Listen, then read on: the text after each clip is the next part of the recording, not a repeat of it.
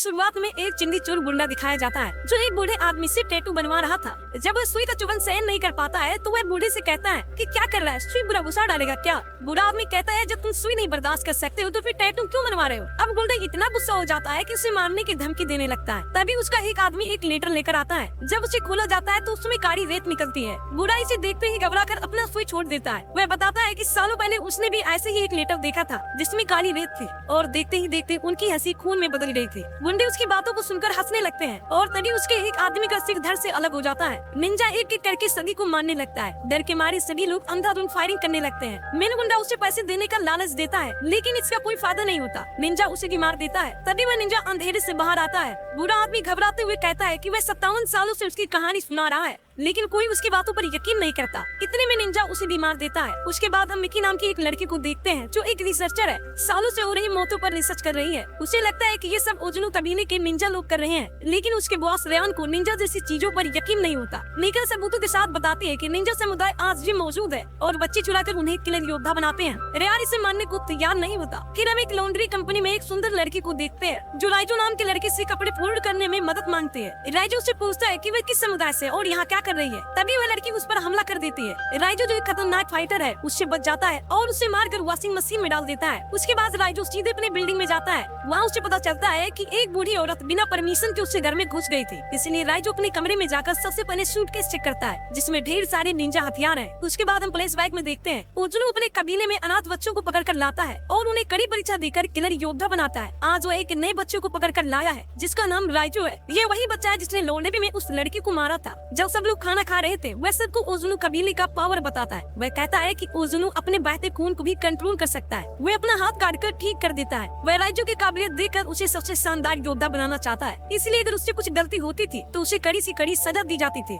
एक दिन राइजो अपने दर्द के साथ सो रहा था। तभी किरकी नाम की एक लड़की चुटकी से उसके पैर पर मलहम लगा देती है। फिर हम राइजो को देखते हैं जो अपने कमरे में प्रैक्टिस कर रहा है और हम फ्लैशबैक में देखते हैं कि राइजो अपने एक साथी जिसका नाम तकेशी है उससे लड़ रहा था। राइजो उससे अच्छा फाइट कर रहा था। तभी तकेशी ने आग का एक गोला उसके चेहरे पर फेंक दिया जिससे राइजो हार गया। ओजुनो कहता है कि इसे तुम दर्द समझते हो। वह राइजो के पेट में हाथ डालकर घुमा देता है जिससे राइजो को जोरदार दर्द होता है। वे उसे रात भर इसे झेलने के लिए कहता है। राइजो आधी रात तक तड़पता रहता है लेकिन उसके बाद वह दर्द को भी कंट्रोल कर लेता है जिससे ओजुनो बहुत खुश हो जाता है। फिर हम रेयान और मीका को देखते हैं। रेयान मीका से कहता है कि अगर तुम्हारी थ्योरी में थोड़ी सी भी सच्चाई है, अगर वे निंजा सच में है तो उनके पीछे बड़े बड़े नेताओं का हाथ होगा जो उन्हें बचा रहे हैं। इसका मतलब साफ है कि इन दोनों की जान को भी खतरा है क्योंकि ये दोनों निंजा के बारे में रिसर्च कर रहे हैं। उसके बाद राइजो एक ढक्कन को देखता है जिस पर दिल की धड़कन जैसी आवाज आ रही होती है। फिर से हम फ्लैशबैक में देखते हैं कि किरकी गार्डन में एक वायर काट देती है। ये वही लड़की है जिसने बचपन में राइजो के पैर में दवा लगाई थी। राइजो उसे ऐसा करने से मना करता है क्योंकि यह नियमों के खिलाफ था। राइजो और किरकी एक दूसरे से प्यार करने लगे हैं और वे एक दूसरे की धड़कन सुन सकते हैं। फिर राइजो आंखों पर पट्टी बांध कर तकेशी से लड़ता है और उसे हरा देता है क्योंकि उसने एक साल तक आंखों पर पट्टी बांध कर ट्रेनिंग की थी। अगली सुबह किरकी उन्हीं में से एक लड़के को हरा देती है। ओजुनो उसे ब्लेड देकर काटने के लिए कहता है लेकिन वह मना कर देती है। ओजुनो गुस्से में आकर उसका चेहरा काट देता है जिसे देखकर राइजो आग बबूला हो रहा था। ओजुनो उसे भूखा और प्यासा पिंजरे में बंद कर देता है। रात को राइजो चुपके से उसे पानी पिलाता है। काफी समय बीत चुका था। एक दिन किरकी वहाँ से भागने की कोशिश करती है। राइजो उसे रोकता है और बताता है कि अगर वह भागेगी तो उसे पकड़कर मार डालेंगे। किरकी कहती है कि वे उसे नहीं पकड़ पाएंगे और राइजो को किस करके अपने साथ आने के लिए कहती है लेकिन वह उसके साथ जाने से मना कर देता है। फिर कहानी प्रेजेंट में आती है। रेयान और मीका घबराए हुए कार पार्किंग में मिलते हैं। रेयान बताता है कि CIA उसके पीछे पड़ी है और मीका को एक गन देकर घर जाने के लिए कहता है। जब मीका अपनी बिल्डिंग पर जाती है तो एक आदमी उसे बताता है कि बिल्डिंग की लाइट चली गई है। यह सुनकर मीका बहुत ज्यादा डर जाती है लेकिन फिर भी वह अंदर जाती है और इधर उधर देखती है तो कोई नहीं था। तभी उसे अपने कमरे में एक लेटर मिलता है जिसमें काली रेत थी। मिकी बहुत ज्यादा डर जाती है। इसी दौरान एक निंजा उसे मारने आता है लेकिन राइजो उसे बचा लेता है। दोनों निंजा इतनी तेजी से लड़ रहे होते हैं कि मिकी उन्हें देख भी नहीं पाती। अंत में राइजो दूसरे निंजा को मार देता है। राइजो मिकी से कहता है कि वह लोग उसे बिना मारे चैन से नहीं बैठेंगे और वह उसकी मदद कर सकता है लेकिन मिकी को उस पर भरोसा करना होगा। जब राइजो सामने आता है मिकी डरते हुए पूछती है कि क्या वह निंजा कबीले से और राइजो कहता है कि हाँ लेकिन उन्हें यहाँ से जल्दी निकलना होगा क्योंकि उन्हें मारने के लिए और भी लोग आ रहे हैं। तभी तकेशी वहाँ पहुँच जाता है और अपने आदमी को मरा देखकर समझ जाता है कि राइजो ने उसे मारा है। एक बार फिर हम पुलिस बैग में देखते हैं जब किरकी जंगल में भाग रही थी तकेशी उसे पकड़ लेता है। ओजुनो उसे पिलर में बांध कर तकेशी को मारने के लिए कहता है क्योंकि तकेशी ने उसे पकड़ा था। तकेशी को पता था कि राइजो उससे प्यार करता है इसलिए वह उसे तुरंत मार देता है। फिर मिकी राइजो से पूछती है कि क्या वह उनका पीछा कर रहे हैं। राइजो कहता है कि हाँ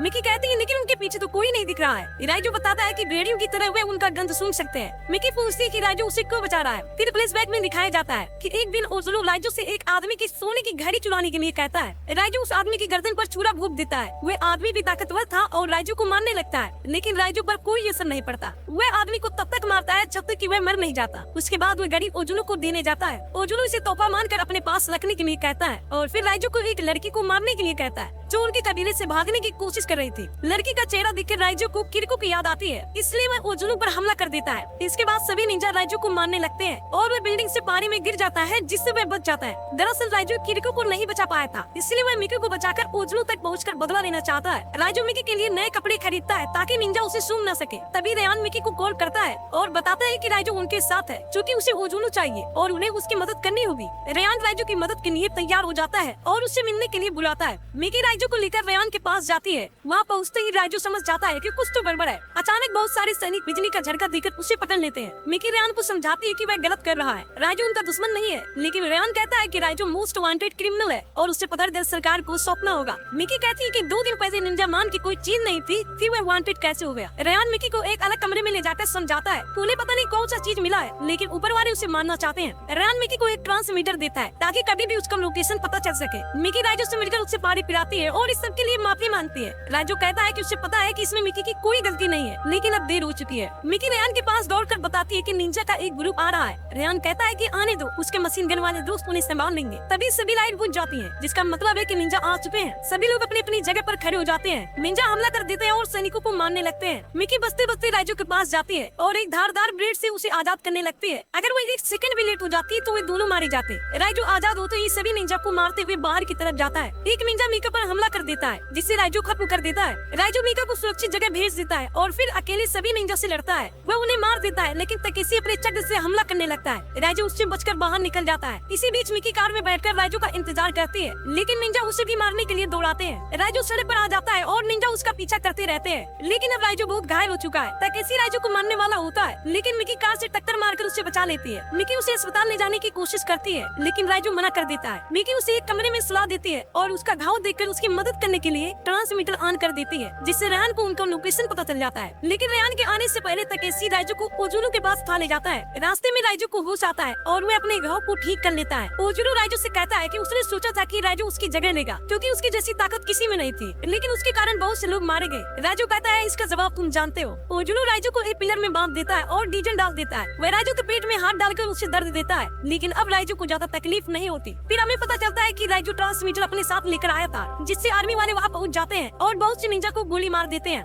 मीका सबसे पहले राइजो को छुड़ाती है और आर्मी वाले निंजा को खत्म करने लगते हैं। इस बार निंजा आर्मी वालों को कुछ नहीं कर पाते। राइजो तकेशी के पास जाता है। पहले वह अपने आदमियों को भेजता है। राइजो उन्हें एक एक करके खत्म कर देता है। फिर तकेशी खुद लड़ता है। राइजो तकेशी का हाथ काटकर उसे मार देता है, क्योंकि तकेशी ने ही किरकी को मारा था। राइजो अब सीधे ओजुलू के पास जाता है और उसी रास्ते पर चलता है जहाँ वह बचपन में चला करता था। इस बार लकड़ी की आवाज सुनते हुए फर्नीचर को चीर देता है। ओजुलू अभी भी बहुत ताकतवर है और वह इतनी तेजी से गायब हो जाता है कि राइजो को घायल कर देता है। राइजो पूरी ताकत से लड़ता है, लेकिन ओजुलू से जीत नहीं पाता। जब ओजुलू उसे मारने ही वाला होता है, मिकी आकर ओजुलू को गोली मार देती है, जिससे राइजो की जान बच जाती है। गुस्से में आकर ओजुलू मिकी को मार देता है। यह देखकर राइजो को बहुत गुस्सा आता है और वह अपनी गायब होने की शक्ति को जागृत कर लेता है। अब राइजो ओजुलू से भी ज्यादा ताकतवर हो गया है और उसे तलवार से खत्म कर देता है। वह मिकी को बाहर लेकर आता है, जो बच जाती है क्योंकि उसका दिल दाईं ओर था। फिल्म खत्म हो जाती है और हम राइजो को सभी पौधों से वायर काटते हुए देखते हैं और दीवार पर चढ़कर देखते हैं जहाँ से किरकी भागी थी।